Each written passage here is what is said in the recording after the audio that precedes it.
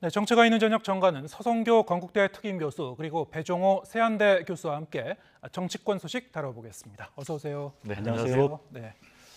네, 국민의힘이 오늘도 이제 정국위와 상임정국위원회를 차례로 열어서 비대위 출범을 위한 그 과정에 이제 속도를 냈는데요. 지금 전반적으로 보면 추석 연휴에 이 추석 밥상에 이제 이 국민의힘의 이 비대위 구성 이 문제를 이 화제로 올릴 수는 있을 것 같긴 합니다. 근데 지금까지의 과정을 보면은 민심은 또 어떻게 생각하고 있을까? 이건 좀 별 문제이긴 한데요. 어떻게 보셨습니까? 네, 집권 여당이 정권 교체 성공하고 난 다음에 내분과 갈등을 지금 한두 달이 아니고 계속 지속되고 있지 않습니까? 네. 7월 7일 날 윤리위원회가 이준석 전 당대표를 징계한 이후에 계속해서 비대위를 구성하고 또 비대위가 무효화되고 또 새로운 비대위를 구성하겠다. 아까 말씀하신 대로 추석 전까지는 여당의 내분을 매듭짓겠다는 생각으로 아마 절차적으로 강행을 하고 있는 것으로 보여지고 있습니다. 아무래도 이제 터널의 마지막 끝에 와 있는 것 아닌가 이런 생각이 드는데 오늘 국민의힘 전국위원회가 개최되어서 그동안의 비대위 구성을 위한 당헌을 개정을 했습니다. 당헌 96조를 기존에는 당대표 거리 또는 최고위 기능 상실 등 비상 상황이라 그러는데 이를 좀 더 구체화했습니다. 그래서 당대표 사퇴 등 거리 또 선출직 최고위원 중 4인 이상이 사퇴할 경우 또는 최고위원 전원이 찬성하는 경우에는 비대위를 설치할 수 있다라고 결정을 했고 오후에는 아까 말씀하신 대로 상임전국위원회를 개최해서 지금이 비상 상황이기 때문에 비대위원회를 설치할 수 있다 이렇게 이야기했고 아마 8일 날 전국위원회와 상임전국위원회 즉 전국위원회를 열어서 비상대책위원장을 인선하고 또 상임전국위원회를 통해서 비상대책위원을 선임하게 되면은 9월 8일까지 일단은 비상대책위원회가 수립이 될 것 같습니다. 문제는 이제 법원에 가처분 신청이 9월 14일 날 남아 있고 또 이준석 대표가 장애투쟁 또 경찰 조사 이런 변수들이 남아 있기 때문에 비대위 출범이 순조로울지는 조금 더 지켜봐야 할 것 같습니다. 네. 지금 말씀하신 대로 이 가처분 신청이라든가 뭐 경찰 수사 몇 가지 변수가 이제 남아 있긴 한데요. 8일까지는 어쨌든 이제 비대위는 구성이 될 것 같다. 하지만 오늘 이제 과정을 보니까 오후에는 이제 상임정국위를 소집해서 이제 유권 해석을 하는 과정을 거치기도 했고요. 좀 더 이제 철저히 이 나중에 문제의 소지를 좀 제거하고 가는 그런 모습 같습니다만 전반적으로 어떻게 보셨습니까? 일단 제가 볼 때는 국민의힘은 마치 목표를 정해놓고 추진하는 군사작전 같은 그런 모습이 아닌가 이렇게 생각이 됩니다. 아시겠지만은 이준석 대표가 지금 비대위 체제 전환과 관련해서 법원에 가처분 신청을 제출했고 그게 또 인용이 됐지 않습니까? 그래서 이제 주호영 전 비대위원장의 직무 정리가 됐는데 그럼에도 불구하고 지금 국민의힘은 최고위를 복원하는 것이 아니고 비대위 체제로 계속해서 가는 그런 양상이란 말이에요. 지금 이제 국민의힘이 최고위로는 복귀할 수 없다라는 것이 명분인데 지난번에 효력정지 가처분 신청을 내린 이제 법원의 판결을 보면은 최고위원을 전국위원회에서 다시 뽑아라라고 얘기를 하고 있는데 지금 새로운 비대위를 만든다면서 지금 보니까는 기존의 비대위가 해산을 하고 지금 다시 권성동 원내대표가 당대표 직무대행을 맡아가지고 새로운 비대위를 꾸린다는 거예요. 그런데 이제 이렇게 갈 경우에는 상당히 이제 법적으로 문제가 많이 되니까 지금 당헌을 개정을 해서 법원에서 지적을 했던 문제들을 좀 철저하게 보완하겠다라는 것인데 결국은 이 모든 것의 핵심은 이준석 대표가 당으로 다시 돌아오는 것을 막겠다라는 것이 이제 핵심이 아닌가 이렇게 생각이 되고요. 그리고 이제 지금 새 비대위원장이 과연 누가 되느냐, 그리고 새로운 비대위 체제가 어떻게 구성이 되느냐라는 것과 관련해서 지금 일반적으로 전망이 그러면은 기존에 직무정지가 됐던 주호영 전 비대위원장이 다시 돌아올 것이다. 그리고 비대위원도 다시 돌아올 것이다. 라고 지금 전망이 되고 있는데 그렇게 될 경우에는 과연 이게 새로운 비대위인지 아니면 헌 비대위인지 이런 부분에 대해서 과연 법원은 어떻게 판단할 것인지 그리고 당내에서 지금 반발이 상당히 심한데 당내에서는 어떻게 판단할 것인지 그리고 가장 중요한 민심은 어떻게 판단할 것인지 이런 것들이 현재 숙제로 남아있는 상황입니다. 네, 지금 말씀하신 대로 이 비대위 전환 절차는 이제 착착 진행되고 있습니다만 추석 민심이 어떻게 이 형성이 될지는 이제 아무도 모르거든요. 말씀하신 대로 이제 주호영 위원장이 다시 재선임될 가능성이 있다라고 했을 때는 이 부분에 대해서 국민들은 또 어떻게 바라볼 것인가? 어떤 참신성은 없지 않습니까? 이미 한번 그 비대위원장을 했다가 직무정지가 됐었던 분인데 어떻습니까? 지금 뭐 당으로서도 다른 대안이 없는 걸까요? 예, 마땅한 비대위원장이 있었으면 오늘 전국위원회가 열렸기 때문에 전국위원회에서 이제 비상대책위원장을 의결하게 돼 있거든요. 그런데 아직까지 비상대책위원장이 선임도 되지 않고 발표도 되지 않고 있고 또 다시 주호영 전 비상대책위원장을 뭐 임명할 수 있다 이런 이야기까지 나오는데 과연 이게 민심에 부합하느냐 네. 두 가지 점에서 지적할 수 있습니다. 아까 교수님께서 잠깐 말씀하셨지만 정말로 국민의힘이 왜 이렇게 강행수를 떠서 비상대책위원회를 꼭 만들려고 하느냐. 기존에 있는 당헌 당규대로 당대표 권한대행 최고위원들을 다시 선임을 하게 되면 지도부를 선출할 수 있거든요. 이런 측면에서 이준석 전 당대표를 내쫓기 위한 비대위원회를 이렇게 꼭 출석 전까지 강행을 해야 되느냐. 그게 첫 번째 문제고 그러면 국민의힘이 비상대책위원회에 걸맞는 비상대책위원장과 비상대책위원을 선임을 해야 되는데 만약에 지난번에 법원에서 가처분이 인용되면서 무효화된 비상대책위원장, 비상대책위원을 다시 재선임한다는 것은 법원의 결정에 맞서게 되는 그런 무리수를 둔다, 또 참신성이 없다 네. 이런 국민적 비판을 일부 받을 수 있거든요. 그럼에도 불구하고 여권 지도부 입장에 봤을 때는 당 내분과 또 갈등 이런 거를 조기에 좀 정리해야 되겠다라는 약간의 책임감은 있어 보이는데 이게 추석에서 민심들이 어떻게 반영될지는 조금 걱정이 되고 또 지금의 그 비상대책위원회를 주도하고 있는 권성동 원내대표를 비롯한 그 지금 여권 지도부 그다음에 이에 반대하는 이준석 전 당대표 이 두 쪽 다에 대한 양비론이 굉장히 드세거든요. 예. 그래서 이거는 조금 민심에 지켜봐야 될 필요가 있다고 보여집니다. 비대위원들 같은 경우에는 오늘 이제 일괄 사퇴 의사를 밝혔습니다만 비대위원장이 이제 새로 그 선임이 되게 되면 물론 이제 그 주호영 위원장이 재선임될 가능성이 높다는 관측이 나오고 있습니다만 비대위원장이 이제 사퇴를 밝혔던 비대위원들을 재선임할 수도 있는 거 아닙니까? 지금 어떻게 그렇습니다. 구성이 될 것 같습니까? 비대위원. 지금 이제 가장 중요한 것은 비대위원장이 누가 되느냐인데 전반적으로 전망이 비대위원장 다시 도로 주호영 비대위원장이 될 것이다. 그 이유는 일단 대안부재론이 가장 강력하게 대두가 되고 있어요. 마땅한 적임자가 없다. 그리고 두 번째로는 당내 공백 상태를 최소화해야 된다. 그리고 이제 세 번째로는 당내 혼란을 빨리 조기에 수습해야 된다. 그러기 위해서는 이 주호영 전 비대위원장이 적임자다라는 것인데 이거는 이제 국민의힘 사정이거든요. 정치는 이제 국민을 바라보고 해야 되는데 과연 새로운 비대위라고 하면서 이전에 직무정지된 비대위원장을 다시 갖다 놨을 경우에 과연 국민들이 이걸 새로운 비대위라고 볼 수 있겠는가라는 문제. 그리고 두 번째로 앵커께서 질문하셨던 그러면 새로운 비대위의 비대위원은 누가 되느냐라는 것과 관련해서 기존의 비대위원들이 거의 다 그대로 되고 또 뭐 일부는 좀 교체될 가능성이 있다 이렇게 전망이 나오고 있는데 그럴 경우에는 역시 마찬가지로 국민들 입장에서는 상당히 좀 당혹스러운 눈초리로 볼 수밖에 없어요. 무엇보다도 이제 가장 중요한 것은 이제 법원의 판단인데요. 지금 이제 이준석 대표가 효력정지 가처분 신청을 2차, 3차 내놨지 않습니까? 네. 그리고 새로운 비대위에서도 앞으로 또 효력정지 가처분 신청을 낸다는 것 아니겠습니까? 그러면 이제 오는 14일에 똑같은 그 부장판사가 판단을 해야 되는 거예요. 그러면은 이미 이제 황성수 부장판사 같은 경우는 기존의 비대위 출범은 잘못됐다 이렇게 판단을 하고 있거든요. 그럼에도 불구하고 국민의힘은 역시 똑같은 토대 위에서 비대위 체제로 계속 가고 있거든요. 그러면 이런 주호영 전 비대위원장을 도로 새로운 비대위원장으로 갖다 놓는다면은 제가 볼 때는 법원의 판결에 굉장히 좀 부정적인 영향을 미치지 않을까 이렇게 생각이 됩니다. 법원의 판결에 부정적인 영향을 미칠 수 있을 것이다 이렇게 전망을 하셨고 다음 주 14일이죠. 예, 법원 이 신문에서 어떤 그 판단을 할지 판사가 여기에 결국에는 이제 국민의힘의 명운도 걸린 셈인데 이준석 전 대표의 명운도 걸려 있고요. 이미 이제 2차, 3차 가처분 신청에 이어서 이 비대위가 새로 구성이 되면 4차 이 가처분 신청도 이제 예고하고 있는 상황이거든요.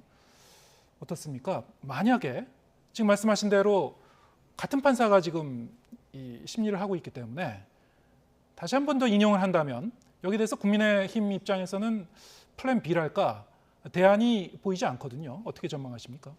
예, 아까 말씀하신 대로 이제 9월 4일 오전 14일이죠. 9월 14일 오전 11시에 법원에서 이제 두 가지 중요한 결정을 합니다. 기존에 이제 이준석 전 당대표가 제출한 가처분 신청 2건, 그다음에 지난번 국민의힘에서 이 신청한 건이 있거든요. 이 부분에 대해 가지고 법원이 어떻게 판결을 하느냐에 따라서 국민의힘 지도부 운명이 결정이 될 것 같습니다. 네. 지난번에 그 가처분 인용 내용을 보면은 절차적인 정당성은 상당히 뭐 조금 문제가 있지만 갖추어져 있는데 실체적 정당성의 문제를 많이 지적했거든요. 첫 번째는 비상 상황이 아님에도 불구하고 비상 상황으로서 비대위를 구성한 게 잘못됐다는 거고, 두 번째로는 정치적 정당성, 즉 전당대회를 통해서 선출한 당 대표를 전국위원회나 상임전국위원회 하위 단위에서는 해임할 수 없다. 그래서 이준석 전 당대표가 회복할 수 없는 상처, 손해를 입었다. 이거를 그래서 인용을 했거든요.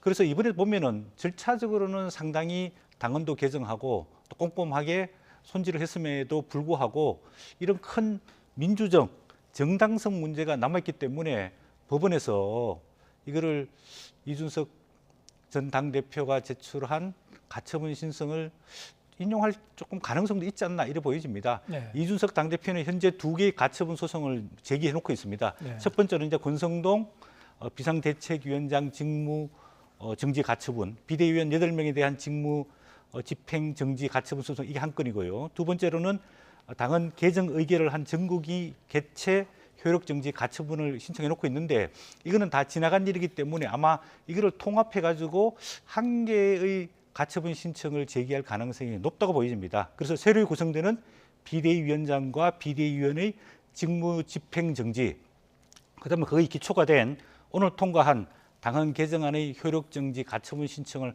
하나로 통합해 가지고 가처분을 신청하는 것 아니냐, 이런 생각이 드는데 법원에서 이 부분을 이준석 전 당대표의 입장에 손을 들어줄지 아니면은 새롭게 구성되는 비대위원장과 비대위에 손을 둘지는 조금 법원의 판단을 지켜볼 필요가 있습니다. 왜냐하면 지난번에도 보통 정당의 가처분 신청에 대해서는 법원에서 관여하지 않고 기각할 가능성이 높다라고 대부분 이야기했거든요. 네. 그런데 반대되는 법원의 가처분 인용 결과가 나왔는데 이번에도 인용될 수도 있다, 아니면 기각될 수도 있다, 이런 이야기가 뭐 반반이기 때문에 법원의 판단을 좀 지켜봐야 될 것 같습니다. 법원의 판단을 지켜봐야 된다. 여러 가지 면에서 이제 불확실성이 상존하고 있습니다만 지금 국민의힘 그 내부 상황을 보면은 어쨌든 이제 조속하게 이 내용을 좀 수습하겠다라는 의지는 보입니다만 여전히 국민의 입장이나 아니면은 그 당 안팎에서 보면은 이번 그 새로운 비대위 구성에 대한 어떤 그 정당성에 대한 의구심은 좀 남아 있는 것 같고요. 왜냐하면 당헌 당규를 개정을 해서 소급 적용하는 측면이 있기 때문에. 하지만 또 이준석 전 대표의 입장에서도 보면은 과연 가처분 신청이 인용이 되고 한 연말쯤이면은 이제 아니면 그 내년 초쯤이면 이준석 전 대표가 다시 당으로 복귀한다는 시나리오로 간다고 하더라도 과연 이전 상태로 돌아갈 수 있을까? 리더십을 발휘할 수 있을까? 이것도 이제 불확실성이 좀 있거든요. 이런 면에서 봐도 그렇고 저런 면에서 봐도 그렇고 이제 이 미래가 잘 안 그려지는 그런 측면이 있는 것 같습니다. 어떻게 관측하시는지요? 그렇습니다. 지금 이제 말씀하신 대로 집권당 아니겠습니까? 국민의힘. 그런데 미래가 지금 너무 불확실성에 놓여 있기 때문에 네. 이게 집권당이냐라는 이제 그런 비판의 소리가 많이 나오고 있고, 이런 부분을 이제 권성동 원내대표도 인정을 하고 있는 그런 상황 아니겠습니까? 말씀하신 대로 지금 이제 집권당의 운명이 지금 이제 법원의 판결에 달릴 정도로 지금 이제 풍전등화의 상황인데 네. 과연 이런 상황이 맞는지, 이건 잘못됐다라고 지금 안철수 의원이 얘기를 하고 있지 않습니까? 이거는 정당을 도박하듯이 지금 운영하고 있다. 그래서 법원에서 판결한 대로 법원의 판결을 인정을 해서 비대위 체제가 아닌 최고의 체제로 복귀해야 된다라는 얘기를 좀 저는 귀담아 들어야 될 것 같고요. 지금 이제 국민의힘이 계속해서 무리수에 무리수를 거듭하고 있는 이유가 뭐냐? 결국 이제 정당의 자율성이 제대로 작동된다기보다는 윤석열 대통령의 의중, 뜻을 받들다 보니까 무조건 이준석 대표를 쫓아내는 쪽으로 목표를 정하고 군사작전 하듯이 하니까 지금 이런 일이 벌어지고 있는 것이 아닌가 이렇게 생각이 되고요. 지금 말씀하신 대로 이준석 대표의 추가 가처분 신청이 또 추가로 인용이 된다면 국민의힘은 지도부가 완전 괴멸되는 그런 상태에 봉착할 수밖에 없거든요. 그럴 경우는 지금 앞으로 국민의힘은 어떻게 이 난국을 수습할 것인가. 물론 또 앵커께서 우려하신 대로 그렇다고 해서 이준석 대표의 앞길이 꽃길이 열리는 건 아니에요. 이렇게 이제 정면 대결로 치닫고 또 추가 인용이 추가 가처분 신청이 인용이 되면 될수록 이준석 대표는 더욱더 거부감이 높아지기 때문에 이준석 대표의 당내 입지는 또 좁아지거든요. 그래서 이런 것들을 가장 쉽게 풀 수 있는, 가장 이상적으로 풀 수 있는 정도로 풀 수 있는 길은 새로운 원내대표를 선출해서 그 새로운 원내대표가 윤석열 대통령과 이준석 대표를 정치적으로 타협을 할 수 있는 길을 열어야 되는데 안타깝게도 지금 그런 방향으로 가지 않기 때문에 어떠한 결론이 나도 국민의힘 내용 사태는 더 깊어질 것이다 이렇게 전망이 됩니다. 네. 이번에 이제 민주당 상황도 알아보겠습니다. 민주당이 오늘 의원총회를 열었죠. 이재명 대표가 내일 이제 검찰 출석을 할 것인가 안 할 것인가 여기에 대해서도 의논을 했는데 일단은 이제 소환 대신 서면으로 제출하자 이렇게 쪽으로 권고를 하는 거죠. 물론 예. 이제 최종 결정은 이 대표가 하겠습니다만 또 한편은 이제 민주당이 이제 맞불 대응을 하고 있습니다. 윤석열 대통령을 이제 허위 사실 공표 혐의로 서울중앙지검에 고발하기도 했어요. 자, 이런 상황 어떻게 보셨습니까? 예, 이 대선 후에 여야 간에 강대강 전면전이 지속되고 있는 것 아니냐 이런 생각이 들면서 이번 9월부터 시작되는 정기국회도 결국은 여야 간의 전면전 대결 구도로 갈 거고 우리 정치가 계속해서 이런 극한 대결로 가지 않을까 상당히 좀 우려가 됩니다. 아까 말씀하신 오늘 민주당 비상 의원총회를 했습니다. 두 가지를 결정했는데 하나는 아까 말씀하신 대로 이재명 당대표 내일 검찰의 소환 조사 대신에 서면 조사를 받도록 권유하겠다 이렇게 이야기했습니다. 지금 세 가지 내용인데요. 기존의 두 건은 서면을 조사를 제출했습니다. 이제 한 건이 남아 있는데 그 부분에 서면 조사를 응하지 않아 가지고 설명을 좀 듣겠다 이렇게 해서 소환 조사를 했는데 내용은 세 가지입니다. 백현동 관련돼 부지 용도 변경과 관련해 가지고 본인은 국토부 협박이 있었는지 없었느냐 그 문제. 대장동 공공개발 관련해 가지고 초과 이익 환수 조항이 삭제가 됐는데 본인은 보고받지 못했다. 본인은 몰랐다. 그게 허위 사실에 해당되는지 안 되는지 의혹이 있고 이 두 건에 대해서는 서면 조사 내용을 제출한 것으로 알려지고 있습니다. 마지막 한 건은 작년 12월에 대장동 핵심 관계자인 고 김문기 성남도시개발공사 개발처장을 본인이 시장 때 몰랐다 이렇게 이야기했는데 그 전에 알았던 관계가 나오고 있기 때문에 이 세 가지 사실은 지난 대선 기간 동안에 선거법상 허위 사실 공표에 해당될 수 있습니다. 그래서 허위 사실 6개월 공소시효가 9월 9일까지거든요. 그리고 9월 9일이 이번 추석 연휴이기 때문에 9월 8일까지 검찰에서는 결정해서 조치를 해야 되기 때문에 아마 소환 조사를 요구했는데 민주당에서는 소환 조사를 하게 되면은 아무래도 이재명 당대표가 포토라인을 서게 되고 또 국민적 비판을 받게 될 가능성이 많기 때문에 서면 조사로 받자 이렇게 이야기했는데 그럼에도 불구하고 이재명 당대표가 국정감사 때 했던 발언 또 언론 보도 내용, 영상 내용들이 있기 때문에 본인이 꼭 출석하지 않더라도 이런 내용을 가지고 검찰이 사실관계를 입증해서 아마 법적 결정을 내리지 않을까 그렇게 보여집니다. 네.